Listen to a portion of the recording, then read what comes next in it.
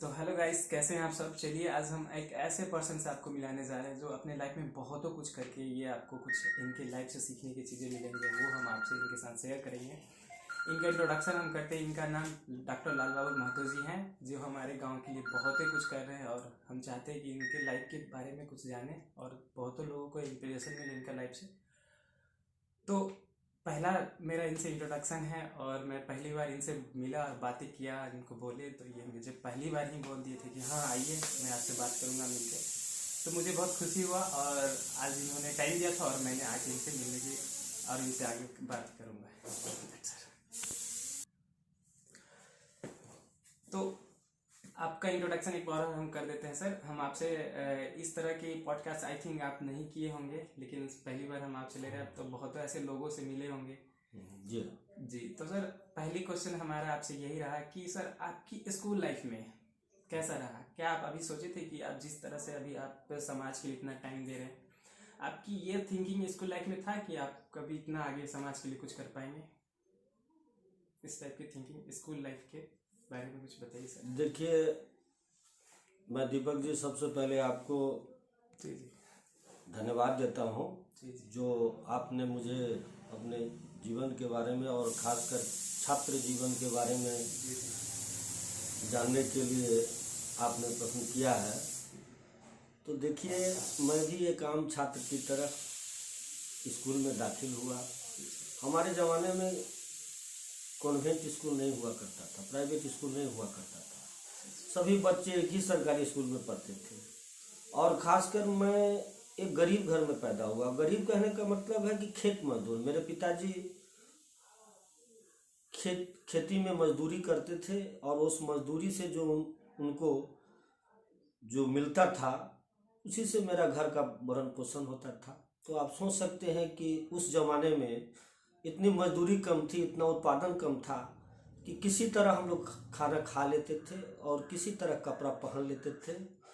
नंगे पैर स्कूल जाना है, ठंड में भी एक गर्म कपड़ा का व्यवस्था नहीं होता था। लेकिन पढ़ाई में मैं प्रथम क्लास से लेके इंटरमीडिएट तक मैंने प्रथम श्रेणी से ही पास किया अच्छा अच्छा और हमेशा स्कूल में अव्वल रहा।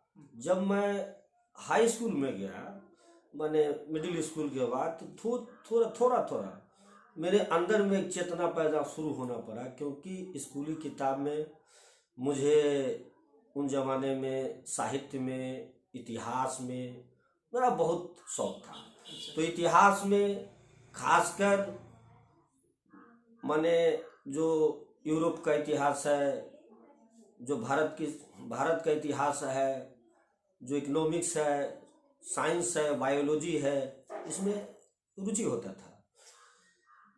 और साथ साथ साहित्य पढ़ने के क्रम में मुझे सुभाष चंद्र बोस, भगत सिंह, चंद्रशेखर आज़ाद, महात्मा गांधी जैसे लोग का जीवन भी पढ़ने का मौका मिला। और मैं पहली बार जब मैं कॉलेज में था तो लंगट सिंह कॉलेज में एक सुभाष चंद्र बोस की जयंती हो रही थी। मैं और कुछ साथी उस समय राम मनोहर लोहिया कॉलेज में पढ़ रहा था। तो मैंने नेताजी सुभाष चंद्र बोस के जीवन के बारे में जब सुना, उनके जीवन के बारे में जो वक्ता थे, मुझे याद नहीं क्योंकि बहुत पुरानी बात है, लेकिन वे नेताजी कैसे बने यह बताने के क्रम में उन्होंने बताया कि देखिए, सुभाष चंद्र बोस स्कूल जीवन से ही उनके जो शिक्षक थे वो उनको प्रेरित किए कि खुदीराम बोस का जयंती मनाओ। देश उस समय गुलाम था और एक प्रतिवादी मानसिकता उनके अंदर में तैयार हुई और वो वक्ता चर्चा कर रहे थे और एक घटना का उन्होंने जिक्र किया कि नेताजी प्रतिदिन ट्राम से कॉलेज जाते थे, लेकिन वो हर दिन देखते थे कि उनके घर के सामने में एक बूढ़ी महिला भिक्षा मांग रही होती थी। नेताजी को लगा कि एक मेरी माँ है, मेरे पिताजी बैरिस्टर है, जानकी नाथ बोस, बंगला है, गाड़ी है और मेरी माँ किस तरह से रह रही है, सुखो सुविधा उनके पास उपलब्ध है, लेकिन ये भी एक माँ है। और नेताजी का दिल में इतना पीड़ा हुआ कि वे ट्राम का भाड़ा प्रतिदिन उस बूढ़ी महिला को दे देते थे, जो भिखारिन को, और खुद पैदल चल के चले जाते थे। तो देखिए, किसी का जो अंदर में जो भावना है, जो जज्बात है, जो दिल में चीज पैदा होता है, वो आसमान से नहीं आता है। समाज में जो घटना घटती है वही उसको प्रेरित करता है। यह बात मेरे मन में उसी समय बस गया कि इस समाज में अभी भी मुट्ठी भर लोग जो हैं, 1% लोग किस तरह की जिंदगी जी रहे हैं। उनके बच्चे को एक अच्छे स्कूल में दाखिला होती है, उनका इलाज बड़े बड़े अस्पताल में होता है, और एक तरफ इस देश में 80 करोड़ की आबादी है जो 20 रुपए की आमदनी पर जिंदा है। एक गरीबी, बदहाली, दुख, तकलीफ, और मनुष्य के अंदर अगर यह भावना ना हो कि हम बहुत अच्छा से रहे और कोई हमारे सामने में कोई भूखा हो, क्योंकि ये मनुष्य एक सामाजिक प्राणी है, इसलिए हम कहीं नहीं कह सकते हैं कि हम एक इंसान की जीवन जी रहे हैं। मेरे अंदर में दया, प्रेम की भावना है। तो जब मैं अपने कॉलेज लाइफ के बाद मैं आरबीटीएस होम्योपैथिक मेडिकल कॉलेज में दाखिला लिया, उसके बाद शादी हो गई। घर के परवरिश के लिए मैं एक छोटा सा दवा का दुकान गांव में किया, और उसके बाद लोगों को सेवा करना शुरू किया। जितना संभव हो सका सस्ता और सुविधा और गरीब को मदद करने का जरूरत है। जिनके पास पैसा नहीं है उनको भी मैं इलाज करने के लिए, क्योंकि मैं समझा कि आज तो इतना मजदूरी करते हैं, इनके पास पैसा नहीं है, ये इलाज कहाँ कराएंगे। लेकिन इससे भी समस्या का समाधान होने वाला है, क्योंकि मेरे जैसा आदमी कुछ मदद कर दे उससे क्या। इसकी जिम्मेवारी तो सरकार को लेना चाहिए कि आज हमारे गांव के जो खास के गरीब लोग हैं, गरीब किसान के बच्चे हैं, जो दलित परिवार के बच्चे हैं, जिसने पढ़ाई की, वो कॉलेज की डिग्रियां उसने हासिल की, लेकिन आज दर दर की ठोकर खा रहे हैं। कुछ 1000 की नौकरी करने के लिए मजबूर है। उनके साथ मानवतापूर्ण व्यवहार जहां जो प्राइवेट सेक्टर है वहां भी नहीं होता है। दूसरी बात है कि मैं जिस समाज में रहता हूं, यह जो सिलौत गांव है, इस गांव के अंदर में अभी भी जो आजादी के लड़ाई के दिनों में ही नेताजी सुभाष चंद्र बोस बोले थे कि मैं एक ऐसा समाज बनाना चाहता हूं। भगत सिंह ने बोले थे कि एक ऐसा समाज बनाना चाहता हूं जिसके अंदर में कोई गरीब नहीं होगा, धर्म के आधार पर लड़ाई नहीं होगी, जाति विभेद नहीं होगा, जाति के आधार पर घृणा नहीं किया जाएगा। लेकिन उनका सपना पूरा नहीं हुआ, यह काम अधूरा रह गया, जिसका परिणाम है कि आज हमारे क्षेत्र में जातिगत पूर्वाग्रह से ग्रसित कुछ ऐसे संकीर्ण लोग हैं जो आज भी जो दलित है, जो पिछड़ा है, उनको सम्मान देने में, उनको एक मनुष्य के रूप में भी समझने में दिक्कत हो रही है। तो मौजूदा हालात यही है। मैं और कुछ बेरोजगारी के अभाव में कहेंगे, जो समाज के कुछ लड़के लोग हैं जो मेहनत मुशक्कत का रास्ता, जिनके कारण उनके जीवन में समस्या बेरोजगारी गरीबी है, उस तरफ न जाके ये अपराध की रास्ता पकड़ रहे हैं, नशाखोरी की रास्ता पकड़ रहे हैं। मैं उनसे आग्रह करूंगा कि आप अपने इतिहास को जानिए, आपने अपने समस्या के कारण को जानिए, उसके निदान के लिए आगे बढ़िए।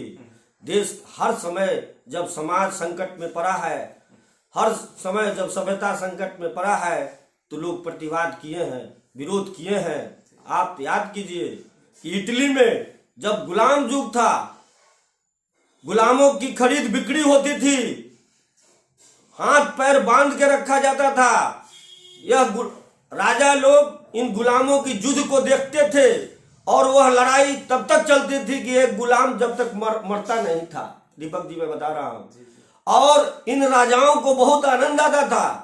लेकिन उसी में से आप एक स्पार्टाकस सिनेमा है, आप देख सकते हैं कि एक स्पार्टाकस विद्रोह करता है कि अब नहीं, ये जीवन बर्दाश्त नहीं करेंगे। लड़ाई होती है, गुलाम हार जाता है, सारे गुलामों को इटली के बिजली के पोल पर टांग दिया जाता है। ईसा मसीह जो दुनिया के इतने बड़े, उनको भगवान के रूप में लोग जानते हैं, उनके बारे में बताना चाहूंगा। ईसा मसीह ने पहला सवाल खड़ा किया कि हम सभी ईश्वर के संतान हैं, गॉड के संतान हैं। तो एक तरफ जो कुलक है, उच्च जाति के है, जो धनी है, दूसरे तरफ गुलाम है। जब ईश्वर ने सभी को पैदा किया है तो एक समान रूप में रहना चाहिए, और इसी विरोध करने के कारण ईसा मसीह को सूली पर लटका दिया। ये तो इतिहास में है। आप देखें हमारे देश में जब आजादी की लड़ाई चल रही थी, उससे पहले जमींदारों का राज था, अंग्रेजों का राज था, मुगलों माने विदेशी शासकों का राज था। यहाँ के नौजवान के अंदर में एक चीज पैदा हुआ कि हमारा पूरा देश का संपदा है और इसको लूट के अंग्रेज ले जा रहा है, इसलिए इसका विरोध होना चाहिए, अन्याय का प्रतिवाद होना चाहिए। और वो लोग प्रतिवाद किए कि भारत एक ऐसा बनेगा जहां कोई भूखा नहीं रहेगा, कोई नंगा नहीं रहेगा, कोई गरीब नहीं रहेगा, किसी को जाति के आधार पर बांटा नहीं जाएगा। समाज में सभी उत्पादन जो भी हो रहे हैं, चाहे फैक्ट्री में कपड़ा बन रहा हो, चाहे अनाज हो रहा है, सभी लोग को एक जीवन जीने के लिए पौष्टिक आहार मिले, सभी को ठंडा गर्मी के हिसाब से कपड़ा मिले, सभी को जीवन जीने के लिए एक माथे पर छत हो, सभी के बच्चे को मानसिक टेस्ट करके, उनका आईक्यू को टेस्ट करके, वो जो जिस लायक है उनको जॉब मुहैया कराया जाए। ये सारा कुछ जिम्मेवारी सरकार की थी, जिसको दीपक जी आप जानते हैं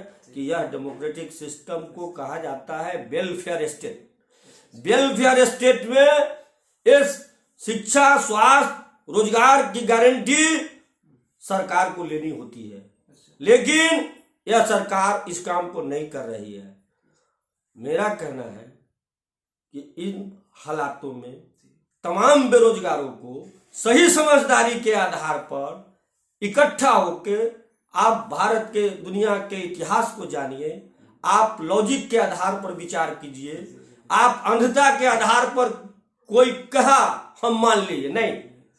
विज्ञान कहता है कि हम पहले जानेंगे तब मानेंगे, पहले हम निरीक्षण करेंगे, परीक्षण करेंगे, तब वह सत्य के रूप में आता है। कोई दवा तैयार होता है तो निरीक्षण होता है, उसका टेस्ट होता है, वो जानवर पर टेस्ट हो, आदमी पर टेस्ट हो, और तब डॉक्टर उसको फाइनलाइज करता है। ऐसे ही नहीं कि कुछ दे दिए और वो दवा हो जाएगा, ऐसा नहीं। और विज्ञान कहता है कि सभी चीज एक प्रक्रिया में बनता है। हमको अगर जल बनाना है तो हाइड्रोजन का 2 भाग और ऑक्सीजन का 1 भाग रहना पड़ेगा, ऑक्सीजन को लाना पड़ेगा। तो मेरा कहना है कि आज के नौजवानों को तार्किक होना भी जरूरी है, वैज्ञानिक चिंतन के आधार पर सोचना है, जातीय संकीर्णता से ऊपर उठना है, और नेताजी सुभाष चंद्र बोस का एक कथन को याद करना चाहिए। वो ये बोले थे कि जुल्म करना तो अपराध है, लेकिन जुल्म सहना भी एक अपराध है। इसलिए आज के नौजवानों को यह हम पर जो राज करने वाले लोग हैं, उनके चारित्रिक पतन के लिए, सांस्कृतिक पतन के लिए तरह तरह के गंदी चीजों को परोस रहे हैं। नशा का माने प्रचार किया जाता है ताकि समाज के समस्या के बारे में वो ना सोचे, वो इतना खुदगर्ज हो जाए कि अपने माता पिता को भी के प्रति जिम्मेवारी है उसको निभाना भूल जाए। और इस तरह से आदमी के अंदर में, आज समाज के अंदर में भाईचारा एकता, सारा कुछ खत्म हो चुका है। लोगों की जिंदगी एक मशीन से भी बदतर हो गई है। इसलिए इन तमाम समस्याओं को लेके छात्र नौजवानों को खास के उन्हीं के अंदर में एक ऊर्जा होती है।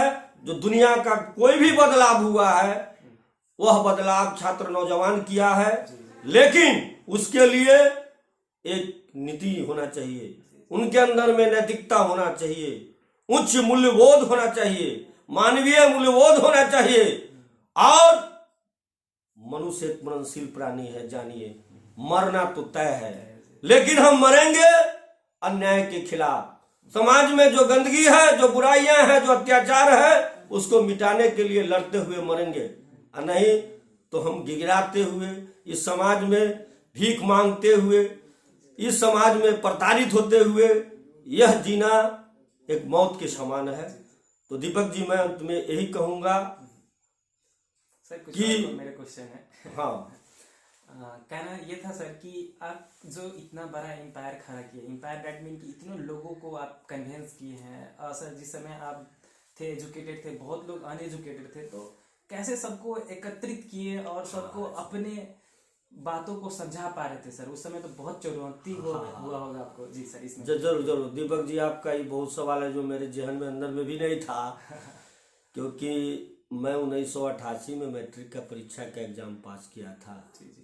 और हमारे गांव में इक्के दुक्के जो पिछड़े और दलित लड़के रहे होंगे, और मेरे सेशन में शायद मैं पहला व्यक्ति था जो प्रथम श्रेणी से मैट्रिक का एग्जाम पास किया था। अच्छा, उस समय सर मैट्रिक प्रथम श्रेणी से बहुत हाँ मायने रखता है, क्योंकि वो मनीराम श्री कृष्ण विद्यालय है, सिर्फ 4 लड़का ही मैट्रिक फर्स्ट डिवीजन से पास किया था।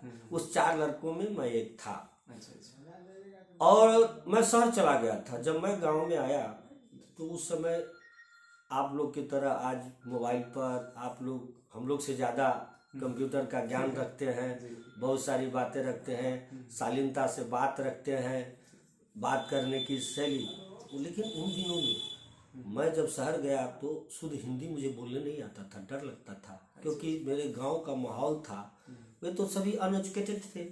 मेरा ऐसा कुछ मदद करने वाला भी लोग नहीं था, इसलिए मुझे कोई रास्ता बताने वाला भी लोग नहीं था। लेकिन जब मैं गांव में आया तो गांव में सबसे पहले मैं जो चिकित्सा सेवा में लगा तो हर लोग के बीच में मेरा आना जाना हुआ। तो वहाँ मैंने कुछ नौजवानों को ढूंढना शुरू किया जो मेरे मन में था कि इन नौजवानों को, गरीबों को एकजुट किया जाए, क्योंकि अमीर लोग के पास तो बहुत सारी सुविधाएं हैं। ये थाने वाले भी जाएंगे अमीर तो उनके लिए अलग व्यवस्था, और गरीब को तो बात सुनते नहीं है। सभी जगह तो देखते हैं, आपका सुनेंगे कि माने आप दलित जाति से आते हैं तो आपके प्रति कुछ लोग नाक भौं सिकुड़ाना शुरू कर देते हैं, ऐसा सब कुछ। लेकिन आपने सवाल जो किया था कि उस समय एजुकेशन का स्तर नहीं था, सचमुच में आपने सही कहा। मेरा एक भी नौजवान ऐसा नहीं मिला जो कि क्वालिफाइड हो, ग्रेजुएट हो, इंटर हो। तो मैं उस समय गांव के ही कुछ मजदूर लड़का लोग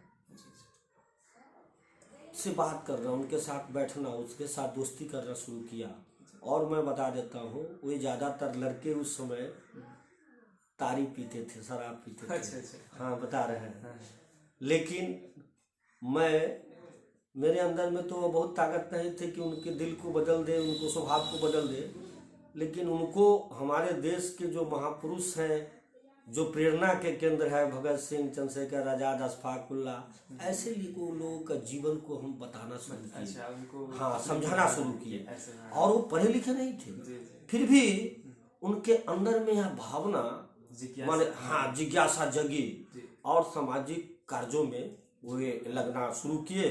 और धीरे धीरे कुछ दिनों के बाद हमारे समाज में बहुत सारे नौजवान जो है पढ़े लिखे, तो आज उनकी संख्या काफ़ी हो गई है। यही है स्थिति। अच्छा, तो सर आपके जो ये लाइफ रहा, जो आप जो मेडिसिन का जो आप इतने अच्छे, अब कभी ये भावना हुआ कि हमारा इतना फॉलोअर्स हो गए, इतना लोग जानने लगे हैं? आपको देखिए एक वीडियो में फेसबुक में एकदम आप मतलब आम आदमी की तरह आप लोगों को सेवा करते हैं सर, ऐसा कुछ भावना कभी आया सर आपके मन में कि अब हम बड़े हो गए हैं, मतलब थोड़ा ज़्यादा लाइबिलिटी हो गया, ऐसा कुछ भावना सर आपके? देखिए, ये जो आपको सवाल है, ये ईगो का सवाल है। जी जी। अहम बोध जिसको कहते हैं ना, ये सिस्टम है पूंजीवादी व्यवस्था, आप जान लीजिए, जिसके अंदर में ज़्यादा मुनाफा और बाजार पर निर्भर ये व्यवस्था है। और इसके पीछे थोड़ा आपको पीछे जाना पड़ेगा।